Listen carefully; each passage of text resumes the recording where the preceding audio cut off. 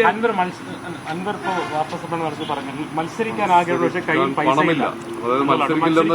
സൂചനകൾ നൽകുന്നു, സ്വരാജിനെതിരായ പ്രസ്താവനകൾ നടത്തുന്നു. അദ്ദേഹത്തിന്റെ കയ്യിൽ പണമില്ലെന്ന് പറഞ്ഞാൽ സത്യം പറഞ്ഞാൽ CPM എന്ന് പറയുന്ന പാർട്ടി അദ്ദേഹത്തെ കൊള്ളയടിച്ചു എന്ന് വേണം നമ്മൾ മനസ്സിലാക്കാൻ. നല്ല സമ്പന്നനായിരുന്ന ഒരു മനുഷ്യനായിരുന്നു 9 വർഷക്കാലം മുൻപ് വരെ ശ്രീ PV അൻവർ.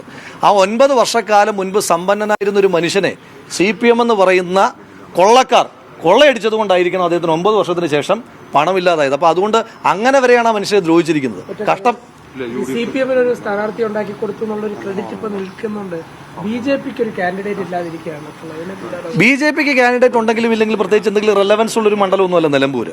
പിന്നെ BJPയുടെ ലീഡർഷിപ്പ് ആഗ്രഹിക്കുന്നത് CPM നോട്ട് ചെയ്യണമെന്നാണ്. പക്ഷേ ലീഡർഷിപ്പ് ആഗ്രഹിക്കുന്ന എല്ലാ കാര്യങ്ങളും താഴെത്തട്ടിലെ പ്രവർത്തകർ ചെയ്യണം നിർബന്ധമൊന്നുമില്ലല്ലോ.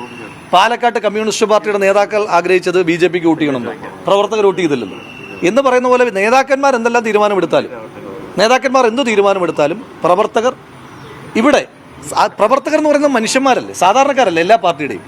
ഞാൻ ചോദിക്കുന്നത് CPMന്റെ പ്രവർത്തകർക്കും ഇവിടുത്തെ കറണ്ട് ചാർജിൽ കുറവൊന്നുമില്ലല്ലോ, പിന്നെ വെള്ള ചാർജിൽ കുറവൊന്നുമില്ലല്ലോ. അവരെയും ഈ കാട്ടുമൃഗങ്ങൾ കൃഷി നശിപ്പിക്കുന്നുണ്ടല്ലോ. അപ്പോൾ അതുകൊണ്ട് ആ പ്രശ്നങ്ങളെല്ലാം ചർച്ച ചെയ്യപ്പെടും. ഭരണവിരുദ്ധ വികാരം ഇവിടെ നിലനിൽക്കുന്നുണ്ട്. ആധികാരികമായി ചെയ്യേണ്ടത്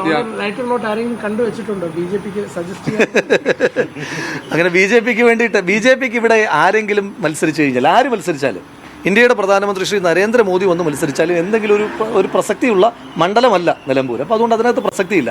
എന്തായാലും സന്തോഷമുണ്ട്. നിങ്ങളെല്ലാം കൂടെ CPMന്റെ സ്ഥാനാർത്ഥിയെ മത്സരിപ്പിച്ചതിന്റെ ക്രെഡിറ്റ് എനിക്ക് തന്നതിനകത്ത് സന്തോഷമുണ്ട്. അപ്പോൾ അദ്ദേഹത്തെ പരാജയപ്പെടുത്തി കഴിയുമ്പോൾ അതിന്റെ ക്രെഡിറ്റ് കൂടി തന്നാൽ മതി. സന്തോഷം. കുറച്ച് ഈ സ്വരാജിനെ വിളിച്ചില്ലായിരുന്നെങ്കിലേ ഒരു ദുർബലമായ സ്ഥാനാർത്ഥി വന്നാൽ UDFന് വിജയം എളുപ്പമായിരുന്നല്ലോ. അപ്പോൾ വിളിക്കേണ്ടെന്ന് തോന്നുന്നു. അങ്ങനെ എന്തിനാ എളുപ്പമാകുന്ന എന്തിനാ? അന്നേരം അവരെന്താ പറയുക? ഇപ്പൊ ഏതൊക്കെയോ ഡോക്ടർമാരുടെയൊക്കെ കാല് പിടിക്കാൻ പോയല്ലോ. അന്നേരം പറയാം ആ ഡോക്ടർ ചികിത്സിച്ച രോഗികളെല്ലാം കൂടി എതിരായതാണെന്ന് അന്ന് പറഞ്ഞു കളയും. അന്നേരവും പിണറായി വിജയൻ സേഫാണ്, സർക്കാർ സേഫാണ്. ഇനിയിപ്പോൾ ഒന്നും പറയാനില്ലല്ലോ. പരാജയപ്പെട്ട് കഴിയുമ്പോൾ ഞാൻ 23-ാം തീയതി ശ്രീ MV ഗോവിന്ദന്റെ പത്രസമ്മേളനത്തിന് വേണ്ടി കാത്തിരിക്കുകയാണ്. എന്തു പറയും? പാർട്ടിക്ക് ബന്ധമില്ലെന്ന് പറയാൻ പറ്റും. പാർട്ടി സംസ്ഥാന സെക്രട്ടേറിയറ്റ് മെമ്പറാണ്. സർക്കാരിന് ബന്ധമില്ലെന്ന് പറയാൻ പറ്റും. മുൻ MLA ആണ്. ഈ കഴിഞ്ഞ സർക്കാരിന്റെ എല്ലാ ചെയ്തികളെയും വല്ലാതെ ന്യായീകരിച്ച ഒരാളാണ്. അപ്പോൾ അതൊന്നും പറഞ്ഞിരിക്കാൻ പറ്റില്ല. അപ്പോൾ അതുകൊണ്ട് ഇങ്ങനൊരു കാൻഡിഡേറ്റ് ശ്രീ M സ്വരാജ് അല്ല, ശ്രീ MV ഗോവിന്ദൻ മാഷിനെ മത്സരിക്കണം എന്നായിരുന്നു നമ്മുടെ ആഗ്രഹം. കാരണം അത് അങ്ങനെ ഉത്തരവാദിത്തപ്പെട്ട ആൾ മത്സരിക്കട്ടെ. Thank you.